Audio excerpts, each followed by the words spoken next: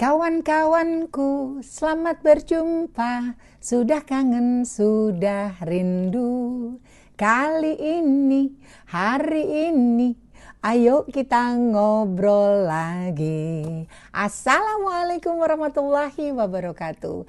Bapak Ibu semuanya, anak-anak Mama, selamat datang kembali di kamarnya Mama Ira.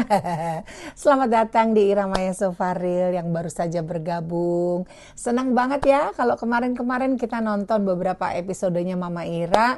Ada cerita tentang kebahagiaan, ada cerita yang sedih gitu ya. Tapi kali ini mari kita kembali lagi duduk bersama belajar. Ngeretakin badan dulu, Mama Ira cukup capek belakangan ini. Alhamdulillah sibuk banget persiapan film dan lain sebagainya. Sebentar lagi anaknya Mama Ira mau nikah. Ini ibu-ibu ya Allah, ada aja yang diurusin. Ya tapi gak apa-apa, kita tetap semangat ya kan, demi anak. Asik. Ayo kita ngobrol .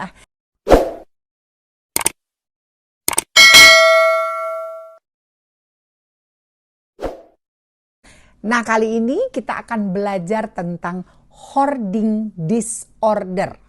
Tulisannya hoarding. Hoarding disorder. Apa sih itu Mama Ira? Hoarding disorder adalah kesulitan untuk membuang atau berpisah jauh dengan harta benda karena kebutuhan yang dirasakan untuk menyelamatkan benda-benda tersebut. Udah kebayang ya seperti apa ya? Dan mirisnya ya, berdasarkan artikel yang saya baca, ini bisa saja terjadi dari anak-anak usia dini. Umur 11 sampai dengan 15 tahun. Mereka sudah mulai nih mengkoleksi barang-barang seperti itu. Ya, oke. Penyebabnya adalah satu, karena gangguan fungsi otak. Oke. Kedua, peristiwa kehidupan yang penuh tekanan. Menarik, mari kita bahas. Faktor pemicu dari hoarding disorder adalah kepribadian. Ya, ternyata kepribadian seseorang itu bisa saja sebagai trigger ya untuk menjadi seorang hoarding disorder ya. Misalnya memiliki temperamental yang ragu-ragu gitu. Orangnya tuh punya kebiasaan yang ragu-ragu atau kita bilang pelin-pelan ya. Oke. Kedua, sejarah keluarga. Ini biasanya kalau sejarah keluarga tuh turun-temurun dari atas. Oh, dia melihat kepada ibu bapaknya melihat kepada ibu bapaknya, dan seterusnya begitu. Jadi generasi yang paling bawah ini selalu melihatnya secara turun-temurun. Ya. Stres dalam kehidupan. Oh, ini juga bisa. Misalnya karena kematian orang yang dicintai, ya, atau perpisahan, misalnya perceraian, atau penggusuran, kebakaran, dan masih banyak lagi. Oke. Gejala-gejalanya. Yang pertama adalah sering banget menyimpan atau menumpuk barang-barang secara bertahap. Ya.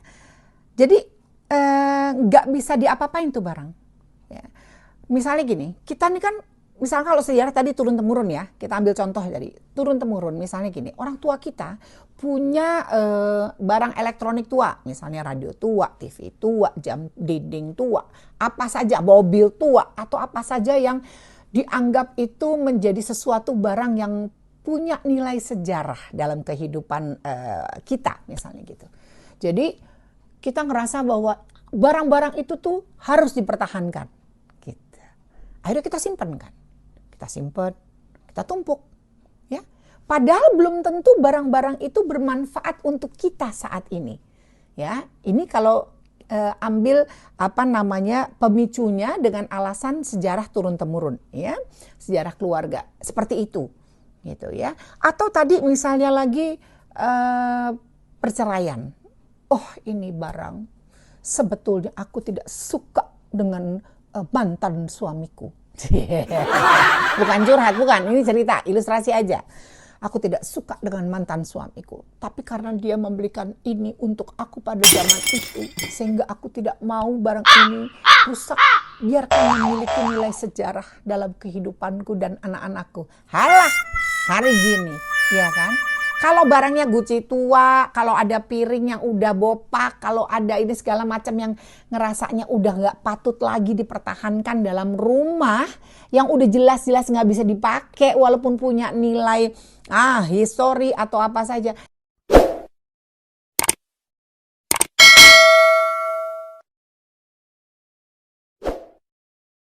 Jadi barang-barang itu kumpulin, satu sisi dulu, terus taruh di pojokan.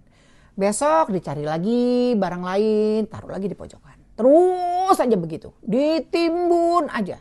Di satu tempat, geser lagi ke sebelahnya, geser lagi ke sebelahnya gitu ya. Nggak mau ngebuang gitu ya. Karena dianggap apa? Karena sayang. Oh sayang jangan dibuang. Oh nanti aja, besok aja dibuangnya. Nah itu gejala-gejala hoarding disorder. Ntar lagi AI saya ketawa tuh. Mama Ira juga suka begitu. Kalau ini katanya nggak boleh, ini nggak boleh, itu nggak usah, ayo. Ya, mari kita sama-sama membahas. It's okay, nggak apa-apa. Biar sama-sama saling mengingatkan. Kedua, menimbun barang. Ya, gejalanya itu menimbun barang. Biasanya orang parubaya yang sering melakukan ini. Orang tua kita atau nenek kita dan lain sebagainya. Karena selalu di kepalanya dia tuh menyimpan memori banyak hal dari barang-barang itu. Mau cuman gelas, mau katanya sendok, mau sisir, mau apa, ya? Oke? Ya. Apakah ini semua bisa menjadi masalah dari gejala-gejala tersebut? Oh jelas, hoarding disorder ya. Pertama, menyebabkan rumah jadi penuh. Penuh apa? Penuh barang dan penuh masalah. Udah pasti. Coba, ngapain coba kita nyimpen barang-barang yang udah nggak kepake, ya, yang jelas-jelas sudah tidak berguna lagi, tidak berfungsi lagi, kita tumpuk, nyempit-nyempitin rumah. Rumahnya jadi nggak nyaman, nggak seger, nggak sehat. Ya nggak sih? Ya. Berikutnya, sulit berpisah dengan barang-barangnya. Nah ini hoarding disorder. Atas dasar sayang, memiliki sejarah, bla bla bla. Ya.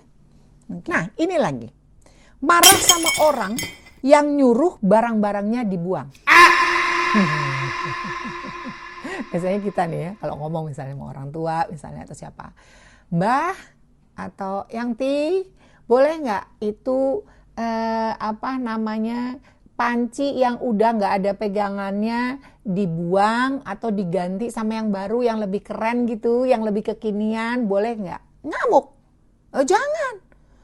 Itu ada sejarahnya bla bla bla. Oke. Ada mobil tua misalnya gitu. Bapak boleh nggak kita usul mobil tuanya dijual aja, misalnya kalau udah nggak bisa dipakai diperbaiki, biaya perbaikan jauh lebih mahal gitu kan, mendingan kita rongsokin, ditipisin jadi uang bisa dipakai gini-gini. Ngamuk. Kamu nggak tahu kalau itu mobil punya sejarah dalam kehidupan Bapak. Wes, hap. Ya, jadi marah. Nggak boleh kalau kita tegur, ya. Kesel sendiri karena nggak tahu barang-barang mau ditaruh di mana. Ya jelas. Ya rumahnya nggak besar. Atau rumahnya besar lah. Contoh ya, ilustrasi rumahnya gede. Tapi barang-barang yang diperlukan, barang-barang yang nggak diperlukannya itu lebih banyak gitu.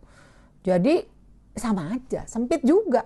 Ini taruh di sini, ruang tamunya dipakai jadi tempat parkiran sepeda, sini, wah macam-macam. Jadi nggak nyaman. Ya, gimana kalau rumah kecil?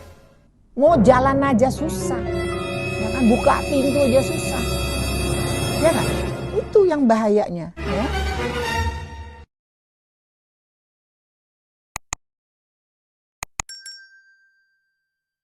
Nah jadi Bapak Ibu sesemuanya, anak-anak mama, kalau kita kenal seseorang yang memiliki kegemaran menumpuk barang atau hoarding disorder, dari sekarang kita coba bantu untuk mengingatkan sekaligus juga mengarahkan, menyadarkan dirinya bahwa itu tidak bagus, ya, bisa merugikan diri sendiri dan orang lain, ya. Betul, kita pasti memiliki memori. Ya, kita memiliki sejarah apakah itu tentang keluarga kita terhadap suatu barang, ya, punya nilai seni dan lain sebagainya. Tapi kalau barang itu sudah tidak terpakai, barang itu sudah tidak bisa lagi kita gunakan, sebaiknya kita buang saja. Oke? Gak bagus juga untuk rezeki kita. Gak akan datang modelnya kayak gitu. Katanya. Terima kasih Bapak Ibu sudah nonton Irama Yosofadil. Semuanya anak-anak mama, kita jumpa lagi besok ya. Jangan lupa subscribe, like, comment, and share. Irama Yosofadil, because this is real. Wassalamualaikum warahmatullahi wabarakatuh. Buang barangnya, buang sekarang.